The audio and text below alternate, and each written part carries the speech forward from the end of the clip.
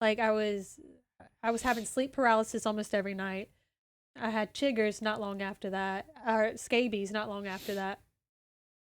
And like one night I just begged God. I was like, I know you're real. I'm seeking you out, and like please like help. And in that moment I felt like this warm blanket come on me for about 5 minutes, Yeah. and it just kind of relieved it for a little while. And like I was like, okay, I can get through this.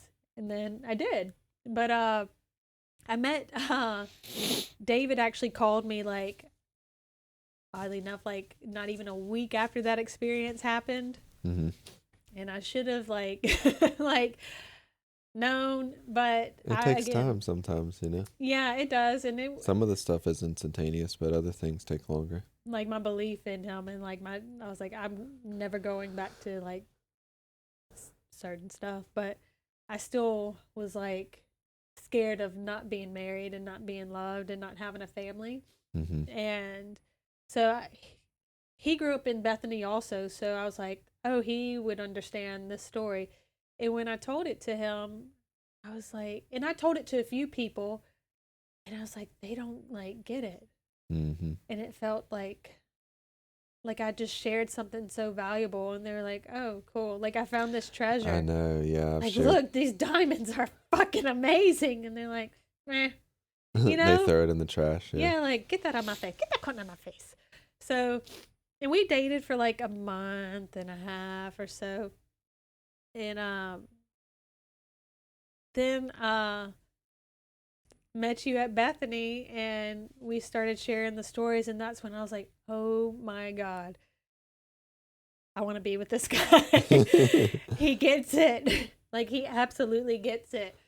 And I took those pearls that you had, and I was like, "Oh my god, these pearls are these are amazing. precious." And it just felt like a connection instantly. And then David came in, but and I could see why he felt that way. Like I would have felt that way too, you know. So Yeah, um there was just something there that like I'd never experienced in any relationship. yeah. So so I told my mom and my grandparents about like what happened and like what I was doing during that time and how I didn't really have a friend Sarah that I would go spend the night with all the time. Like I was partying and doing drugs and stuff. But once I shared my experience with them, they were like, "Oh wow, like you're like really changed. Like that's a crazy experience, you know." And so I told like that I was doing stuff with my sister and stepsister, and then after that, like they hated me, which Oh, your sister and stepsister. yeah. Oh yeah, So I was you like, ratted them out. yeah, because I thought that was the right thing to do. That's Yeah, what religion tells you to do. Like, you know, like you're protecting them. confess all your Yeah, sins, kind of thing. like I still had this religious like the upbringing still in me, so it still ran how I thought, but like I was changing the way I was thinking, but it takes time. Yeah, So I told on them and everything, and they were furious. They're like, "What the fuck is wrong with you? Like, why would you do that? Like, you're a fucking hypocrite." you And think you're better than us, kind of stuff. yeah, Yeah, and so anyway, I like that was kind of hard being at home because we all lived at home, you know. So I just would go to work or go hang out with friends or something like that. Um, but I planned to go to IHOP, which was an internship in Kansas City, Missouri, International House of Prayer. And I went in 2013. I asked my grandfather to help. would you say you had a hunger for God, or you were just looking for structure in your life? What was? Um, I think I wanted to get away from like all the people that were familiar to me, Mm-hmm. like at work and all that stuff. And I was like, this is the next thing to do. Like you go seek God out for 6 months and like you come back a new person. And so I went there, and that's when you told me that, hey, we we can't talk, girl. And I was devastated, but no, it was I it told was you that. good. I told you that a few days after I saw you at the church, and I realized that you had Yeah, a I ended, relationship with David. yeah, So I told you that before you went to IHOP. but I remember you texted me at IHOP for some reason. But so yeah, you were No, quick I to didn't. I remember I was getting on the exit ramp uh-huh. in Denham Springs, and I was going back to Texas Uh-huh. after coming back from the break, and I remember texting you that, Uh-huh. and then getting on the road and going, and that was like my last text to you. But I needed to not. Just jumping from one Yeah. relationship to another kind of Yeah. thing. You didn't know that love was coming; it just wasn't in your timing, That's right. and So I knew. I went back to school and I told everybody. And it's just interesting that that's like I was being cultivated in patience as well because I was also always anxious to like execute on something, and I Yeah. would put myself into bad circumstance after bad circumstance. And so when I actually got something that I saw was like, oh, this is actually like valuable, I had like this different it was strange. I had this respect for you and like this willingness to wait for you, and I'd never which was that was the first time I experienced that. I was like, oh, I'd never this is experienced that. something very valuable. I need to like respect it. And Yeah, I'd never experienced anything like that either. It was good. It was I was very surprised that you would wait that long hmm for me. So What was your time at IHOP like? it was pretty intense, and the schedule was pretty much filled all the time. We went to the prayer room from 6 p.m. to 12 a.m. 6 days a week, and on one of the nights we'd go to like the church service. It might have been a Friday or something. Eventually, I started serving on the children's ministry because that's what the interns like. That was like their jobs at the church service, and then we'd have meetings with our like dorm room, and we got close to, or I got close to the girls in my dorm, and um, but there was people from like all walks of life, people who grew up extremely sheltered in a homeschool, and then there was people who were like, I'm just getting off drugs, and they would hmm rate you like a color or something like that to know where to put you, so people would know how to handle you. That's um interesting. yeah. Would you say it was controlling? Yeah. Yeah, not as extreme as yours. Yours was, that's like a whole nother level. But it was pretty like we would do things like they would tell us to clean the apartment complexes like once every so many weeks. They would rotate teams to clean like the apartment complex. Um and then things like that, but it definitely wasn't like Teen Mania. Um but they did keep a watch on you. Like if there was anything going on, they would call you out on it and things like that. But this place was more like go with the flow kind of thing, not as like rigid as yours. Like they still corrected you, but it was much more like, hey, what's going on? Like, you know what I mean? Yeah. Just more soft. And everything was about the love of God, which is what I was searching for. Like I still had experiences there. Like God met me there, and I'd read, and like I would understand something that I'd never seen before or whatever, you know. But I actually had something happen to me there, and I was that day. My friend came up to me, Irene, and she said, "I see something like sitting on your head." And it's just like talking lies to you. And Did that feel like it was somebody exposing something, or did it feel like it was the truth? I didn't know, like, because prophecy is so huge there.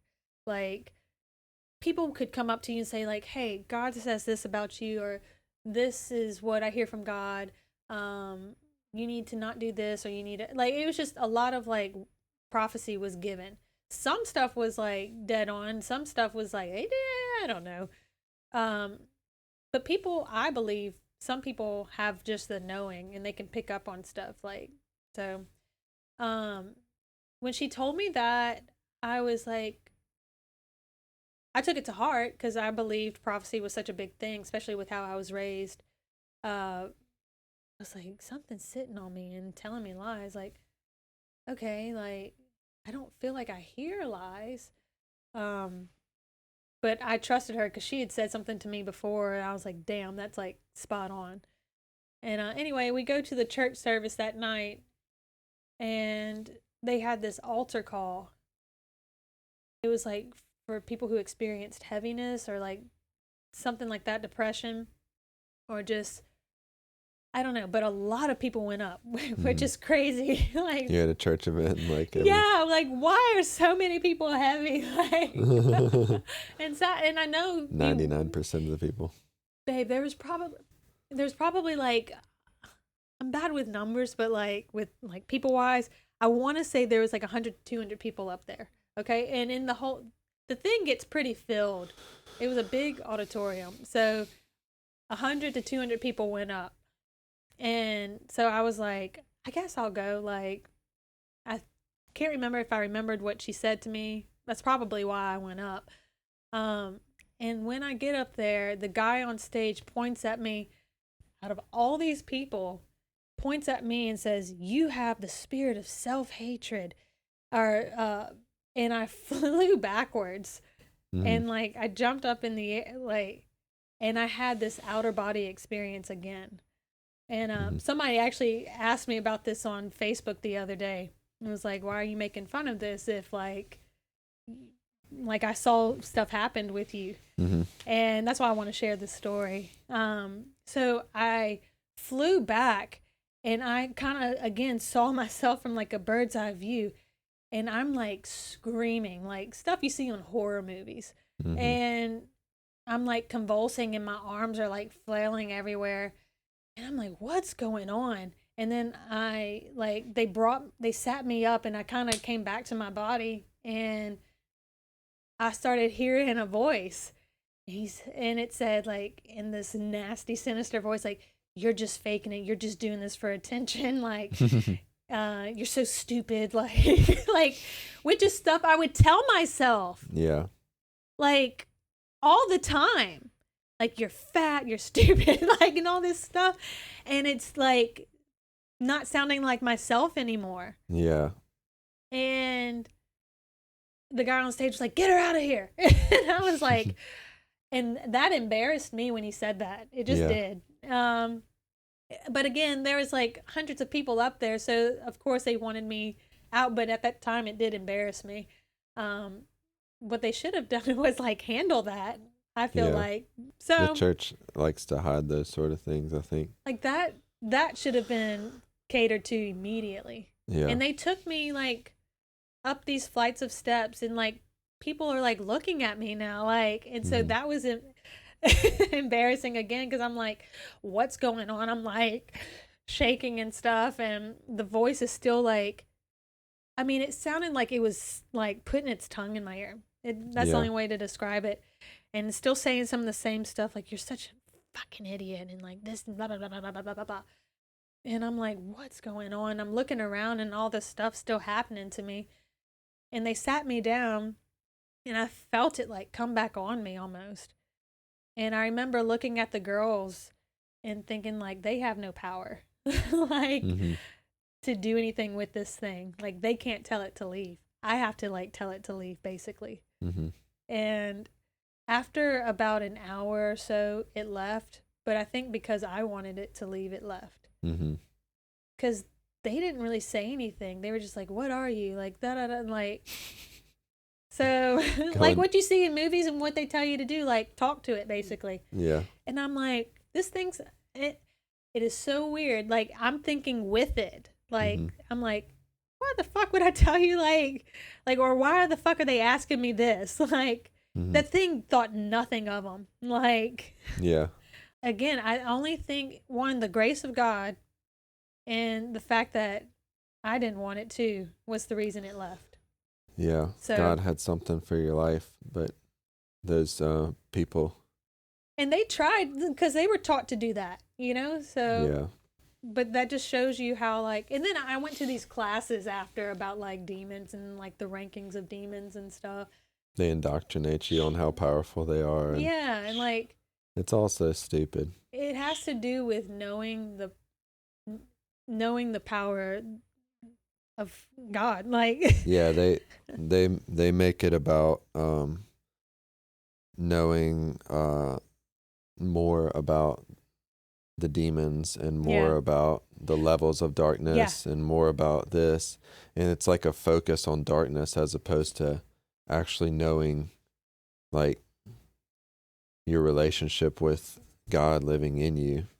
Which what's crazy is when they would teach me that stuff, this was the stuff that I wanted to know when I was seeking out witchcraft. I know, isn't that crazy? Like, so it fed that Hmm. almost like that curiosity, Yeah. you know? It's just interesting that like the church's solution to that problem was to call it out, get it to manifest, but then not actually do anything to deliver it, but then educate you more on what it was. Yeah. There was no reason that thing should have came out with how they were like, they were just like, consistency, sometimes it takes hours to come out. And like, It's so dumb. Yeah. I don't remember any time where it took Jesus hours for it to come out. no. Somebody might say with prayer and fasting, but that, I feel like that has something to do with People are just dumb. They'll they, say anything just to prop up their point, you know? yeah. But that was such a pivotal moment for me. And after that, like, my thoughts were so clear. Mm-hmm. My head felt light. Like I wasn't anxious. I wasn't like, and I would like, l- were habits of me looking in the mirror and saying like your hair's doing this today. Like you just look like this, and like nothing would come up in my head.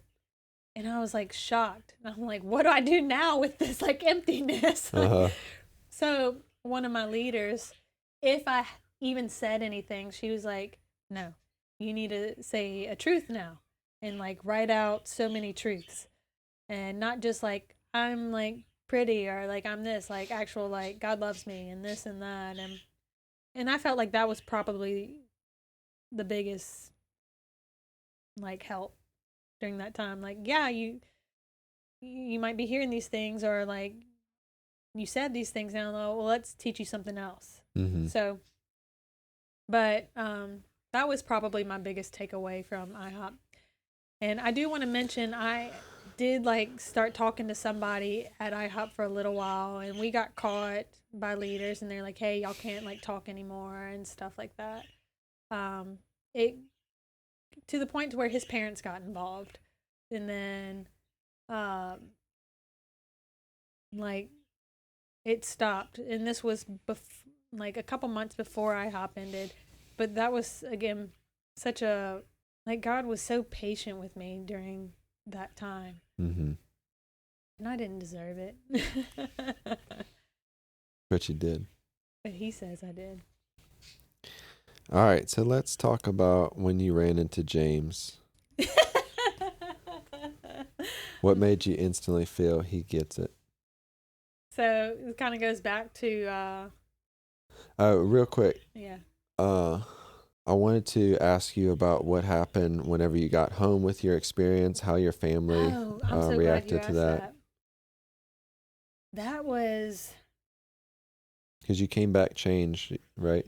yeah, and that was something they said at IHOP too. Was like, look, you're having all these experiences here and like prophecies and all. This is your norm. That's not their norm. Like they're just living day to day lives, going to work, coming home, eating, and so you need to be mindful of that and like be respectful of like these people who aren't experiencing things like These normal people. these just normal people. I felt so elite. Um, when I came back, I had this like excitement and just ready to go hunger. And my mom and sisters, after a while, were like, my sister started like just doing things that were just kind of like spiteful to Mm-hmm. get me in trouble, or and I wasn't the cleanest sister. So, but anything was just escalated, Mm-hmm. like to the max. And so, because they were angry with me, you know, Abigail, not as much. But then after a while, my mom came up to me and was like, Jessica, this is not reality. Like, you cannot live this way. And I'm like, but it is reality. And that's what you always taught me. So why are you saying that now? And that was hard for me being home. It kind of felt like, again, like I always had this feeling like I want to run away, or Mm-hmm. like I want to move, or I need to leave. And so, like, when I met you, I was like so grateful to have somebody who understood me, Mm-hmm. because I was really lonely. I was lonely, Bernie. So I was very grateful for, because you weren't religious like that. Was that the first time you would say that you felt seen by a person the way that God had seen you? Yeah. People either used me for looks, for sex, for drugs, or for my talents. Mm-hmm. The Or church your used me. calling, your Yeah, purpose, or whatever. that's what I mean. The church used me for talent and music and my calling. And you have to serve here. People used me for sex and drugs and because of my looks and just to flaunt me around. Mm-hmm. And you were the first person that, like, you didn't like just compliment like my beauty. Like, you didn't say like, "Oh my God, you're so beautiful," and like this and that. You just like were my friend, Mm-hmm. and that's all I wanted. And I Just a friend. respected you too. Yeah, you did. You made me feel like a lady again. Till we went to that fucking Lauren church. You know, my mom went there too. For real? Yeah, my mom went to that church and your mom. What? And like, they just told, let us go there as if it was. Why? We'll get into that next episode. Yeah. How was the beginning dating experience for you? I said this the other day and it came out wrong about you. I said something like you were an old soul. But I really loved the 30s and 20s. Like, just the way men loved women during that time, or how it was portrayed. Mm-hmm. Like, writing letters and like the men going off and like writing the letters to the woman and things like that. And you did that, and I didn't even tell you that. I didn't know that. Yeah. Yeah, I had this way about me. Like, I wore like vintage clothes. Yeah. I had one of those golf kind of like the old Yeah, hats. yeah, What do you call yeah. those? I forgot. Not berets, huh? Is that what it's called? No, I don't think so. But yeah, like just from 40s, 50s, like I just loved that time period. So when you would write me, it felt very like special. And but the first date, we went to eat sushi, Mm-hmm. and then We played pool we after. played pool, and we got in the car, and I was a little tipsy. But you started telling me, like, I'm not just dating you just to date you. Mm-hmm. Like, that it's nothing. Like, this is not just something fun for me. Like, I'm dating you with a purpose. And my little self and naivety was like, what does he mean? He just spelled it out for you like he wants to marry you, basically. But I was like, wait, does he mean he wants to be with me or not?